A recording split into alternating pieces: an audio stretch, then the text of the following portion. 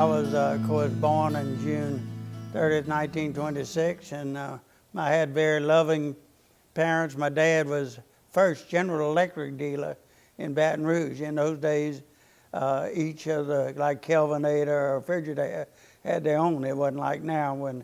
So he did that, and my mother was a graduate of LSU. Actually, she went to law school for about a couple of semesters. She told me they called her Little Judge, but she had a master's degree in English. And if I say so myself, then my mother was a very, very intelligent lady. But anyway, I graduated from local schools, went to service in 1944, and I got out. Finally ended up in Okinawa at the end of the war. I was a enlisted man, and I came back and went to LSU, went to law school. My scholastic record was not enviable, but at any rate, they put up with me, and I could tell some stories about that, but to make a long story short, I graduated in 1951. The one professor that was very kind to me, and I won't go into reasons why, but was Dean George McMahon. Dean McMahon apparently had a lot of faith in me, which was sufficient to get me over some hurdles. I started practicing in 1951. My dad had an office building, and he gave me a free office. It was kind of hard to turn down, so I practiced law as a single practitioner. About a year after I got out of law school, they had a new city council election.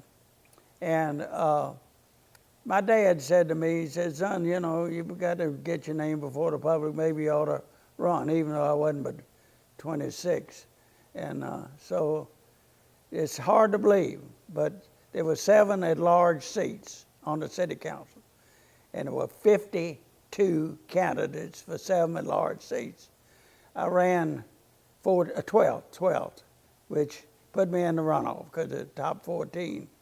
And I worked my way up from 12th to 7th, which indeed elected me.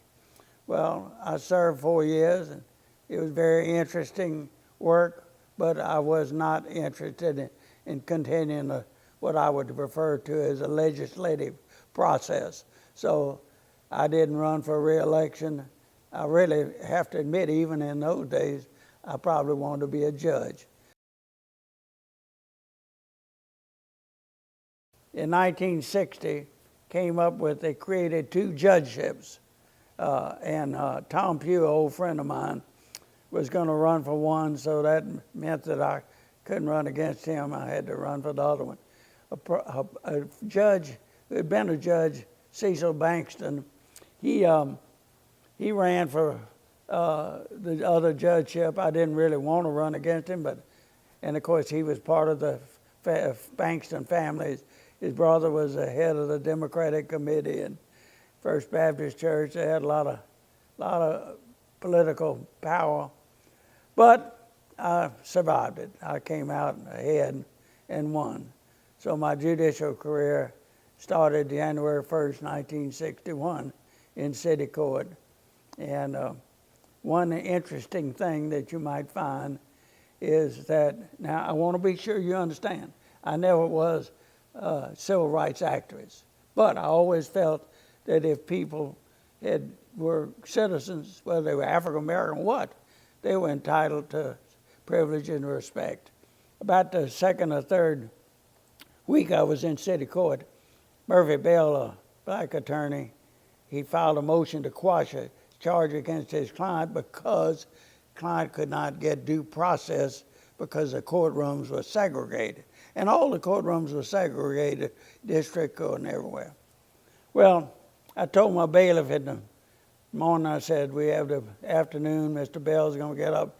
I want to be sure that that courtroom is integrated, absolutely." And so he did so. Bell got up and started arguing, saying that his client could not get due process because the courtrooms were segregated. And finally, after a while, I stopped him. I said, Mr. Bell, the facts upon which you argue your case are not correct. The courtroom is integrated. He turned around, and I could tell he couldn't believe what he was looking at, because in the old days, they were all blacks were sitting on one side, the whites on the other, and here they're all together. He said, Judge, that's not the way it's always been. I said, that's the way it is now. Proceed. The motion is dismissed. So what I was very pleased at is that being a young judge, I did not want to stir the water up. I was glad there was nothing in the paper, Advocate or the State Times, about it, because I wanted to not get any creation, any furor, because let's face it, there were some people there felt very strongly about that situation. Then I was sworn in October 1966. Judge Luther Cole and I were sworn in the same day together. District Court, I really enjoyed my years 17 years on the District Court. You got to realize there was an old court that only had divisions, no cohesion between them. It was the courts, each division, and when I got there, it was 4 divisions. Luther Cole and I was this next 6 divisions. But when we got there, they all acted autonomously, meaning they did their own business, conducted their own morning hour for confirmations, everything was individual. We decided, and I think I initiated it, although I got quite a bit of help from Judge Cole, who was good at that thing. What I did is I got them to go along with a duty court, where about once every 3 weeks a month, you'd take a week in the barrel, you would handle all confirmations that they would have, all uncontested matters, and then during the day you would do probates and workman's compensation settlements, everything was uncontested, which relieved the trial judges of being interrupted during their trial, other than for a few recesses. And I think it really, now it's common practice that every city court and everywhere they have a duty court, but in those days, that was novel. Another thing I did was, I'd been out in 1969 to Trial Judges College at University of Reno, and learned about jury pools. So when I came back, instead of everybody issuing a separate order for a jury trial, which may settle and not have any help, assistance, what I did is I started this program of jury pools, which now is established procedure, in that once you call a venire for your particular trial, and if they're not used, they report back to the jury for further duty, either on criminal or civil. And it worked beautifully, and I had, although I got some help from Judge Elvin Ponder, but it worked beautifully in my opinion. The last thing that I innovated, and which I really had wonderful success at, was appointment of experts in aid of the work of the judge. I was appointed on the First Circuit and served for 6 months. I would say I liked trial work so much better because it was a monastic. You had a hearing once a month. You didn't see the lawyers, see another judge every now and then. I wasn't particularly crazy about it, but it was different, and I enjoyed it. And what happened is they appointed me on the Louisiana Supreme Court for 3 cases. What happened was that my old friend, fraternity brother, Pike Hall, had been on the Second Circuit, and he went with the Supreme Court, and there were 3 cases that he had heard and decided on the Second Circuit. So obviously he had to recuse himself, and they appointed me to take his place on the Supreme Court. So I did sit on all levels of the judiciary in Louisiana. Gordon Keene, who I knew real well, came over and said, we'd like to have you a member of the firm if you were interested. It sent me business on defense. Most of my clients, of course, were plaintiff, personal injury clients, but I worked for about, and I was still doing ad hoc pro tem work. So I worked with them for 7.5 years. And finally I realized, I said, this is not what retirement's about. I'm working 50, 60 hours a week. The city parish began taking all the property down there on Lafayette Street and St. Ferdinand Street for a centralplex, a big new courthouse, auditorium, everything. In that situation, they displaced two businesses, Greyhound and Trailways. Greyhound and Trailways. They had to look for other locations. Trailways went and got a small square block between Convention Street and Florida Street, which was zoned properly for the use of a bus station. Theo Cangelos, who is the president of Baton Rouge Bank and the First Baptist Church, did not want a bus station that close to their facilities. They didn't want a transient type of community that bus stations usually have. So they got together, Theo and the First Baptist Church, and got the city council to change the zoning on this one little block where they couldn't use it for a bus station. Of course, the Trailways filed an injunction against the ordinance holding it unconstitutional. I heard the case.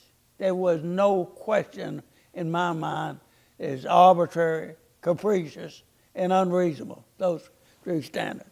And I held it unconstitutional. And that was one of the few cases I ever had where people on the street stopped me and said, Judge, you were right on that.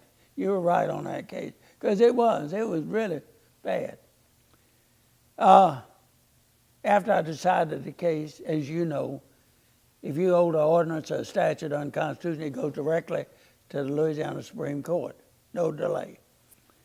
Unbelievably, the Supreme Court in a 4-3 decision decided that it was constitutional and I was reversed. I could not believe it. This is the rest of the story. About 2 weeks later, before the rehearing that Trailways asked for, Philip Jones, who was a lawyer for the Department of Transportation, called me and said, Louis, do you know Al Tate? I said, yeah, I know him, not real well, but I know Al Tate. He said, I've invited him to be the speaker at our ladies' Kiwanis night. Would you mind introducing him? I said, yeah, I'd be glad to.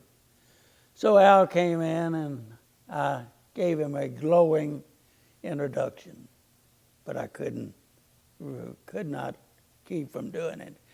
I said, Justice Tate, my decision in the Trailway case is a whole lot popular than the Supreme Court's decision.